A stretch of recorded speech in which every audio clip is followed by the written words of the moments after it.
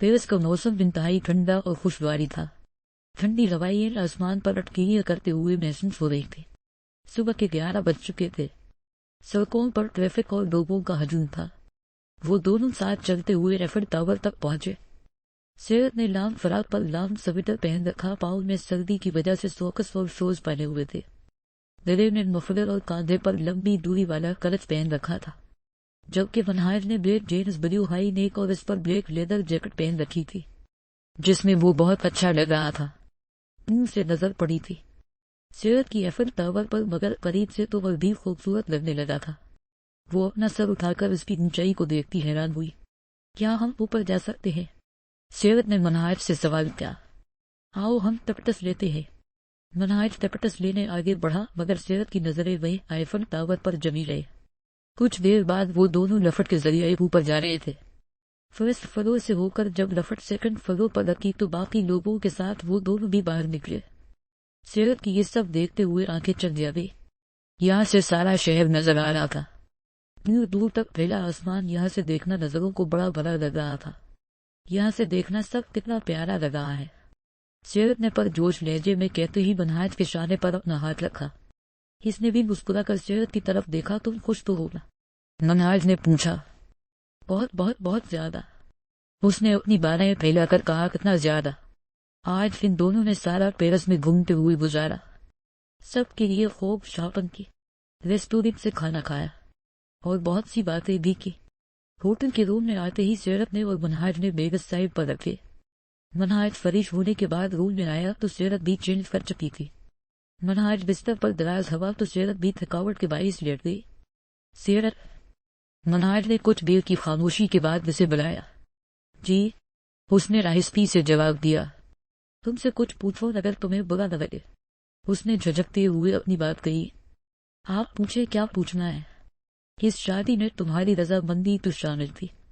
कहीं किसी के कहने में आकर जबरदस्ती तो नहीं ना तुमने? अभी वनहायर ने अपनी बात पूरी भी नहीं की तो सैयद ने दरमियान में बात काट दी। मुझसे किसी ने जबरदस्ती नहीं की। फॉर योर काइंड इन्फॉर्मेशन, मेरे वालिदैन पर उनकी इकलौती औलाद बोझ नहीं थी और उन्होंने मेरे लिए जो फैसला लिया मैंने उसे दिल वजान से कबूल किया।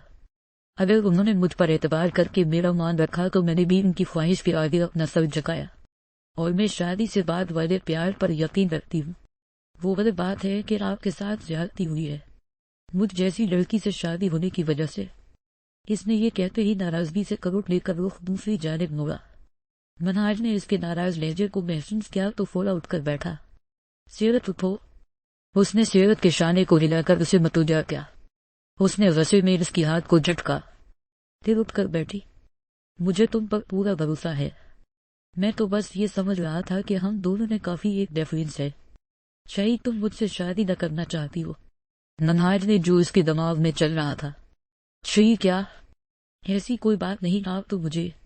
इससे पहले कि वो मजीद कुछ कहती बरकत ही अपनी जबान को काबू किए दोबारा से लेटकर कंबल में अपना आँख छुपाया। This is not fair Mrs. मैंने तो इसने सैयद के चेहरे से कंबल हटाने की कोशिश की मगर उसने मजबूती से उसे थाम रखा था। तुम अपनी बात पूरी किए बना नहीं छुप सकती। वो शोख हवा, खिड़की से आती तेज धूप जब अपने चेहरे पर पड़ती हुई महसूस हुई तो उसने कसम सा कर अपनी भारी आंखों को खोलने की कोशिश की।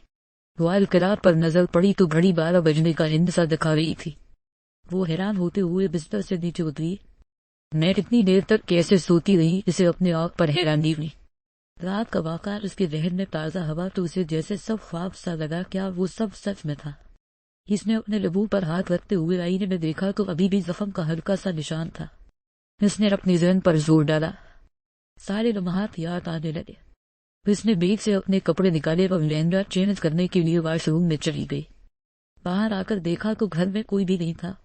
सारे घर छान मारा मगर कोई जीरो न मिला। गेट के पास आई तो वो भी बंद। भूख के मारे चूहे पेट में उछल कूद कर रहे थे। डाइनिंग टेबल पर आई तो वो नाश्ते के तमाम लवाजमात मौजूद थे। बटर जैम, मार्मलेट, बॉइल्ड टे और जाने क्या क्या। इसने चेयर पर बैठकर तामुल से नाश्ता किया। अस्टिस आइलाफ को टीसी सीधा अपने घर ले आया। ईसी की वालिदा आइलाफ से बहुत खुश दिली से मिले मगर वो वहाँ की इलाकाई जबान में बात कर रही थी जो उसके सर से ही गुजर गई। ईसा के वालिद की वफात इसके बचपन में ही हो चुकी थी। عیسیٰ اپنی والدہ کے ساتھ اپنے ماموں اور ممانی کے ساتھ ایک ہی گھر میں رہائش پذیر تھا۔ عیسیٰ کے ماموں اور ممانی بھی ایلاف سے بہت اچھے سے ملے۔ عیسی نے ان سب کو پہلے ہی اس کی آمد کی خبر دے دی تھی۔ ہمیں تم سے بہت سی امیدیں ہیں۔ اس کے ماموں نے ایلاف کی طرف دیکھتے ہوئے مان بھرے لہجے میں کہا، عیسیٰ اجنبی شہر میں ہے، اس کا دھیان رکھنا، کبھی کبھار گھر سے کچھ کھانے کے لیے بھی بھیج دیا کرنا، باہر کا کھانا کھا کر اس کا معدہ نہ خراب ہو جائے۔ تم کون سے سمسٹر میں ہو؟ عیسیٰ کی ممانی نے ایلاف سے پوچھا۔ عیسیٰ مجھ سے جونیئر ہے، ایک سمسٹر، اس نے مسکرا کر بتایا۔ عیسیٰ عمر میں تم سے بڑا ہے، مگر اس نے سکول لیٹ جوائن کیا کیونکہ وہ قرآن پاک حفظ کر رہا تھا پہلے۔ انہوں نے ایلاف کی معلومات میں اضافہ کیا۔ اس نے حیرانی سے عیسیٰ کی طرف دیکھا۔ تم نے تو مجھے کبھی بتایا ہی نہیں۔ ایلاف نے اس سے شکوہ کیا۔ باہر دروازے پر دستک ہوئی تو عیسیٰ دیکھنے کے لیے گیا۔ بیٹا، عیسیٰ ذرا تھوڑا سخت مزاج ہے، اسلامی اصول و قوانین کا بہت احترام کرتا ہے۔ اگر وہ تم پر پردے کی یا کوئی اور پابندی لگائے تو تم اس سے ناراض نہ ہونا، میں تمہیں پہلے ہی بتا رہی ہوں۔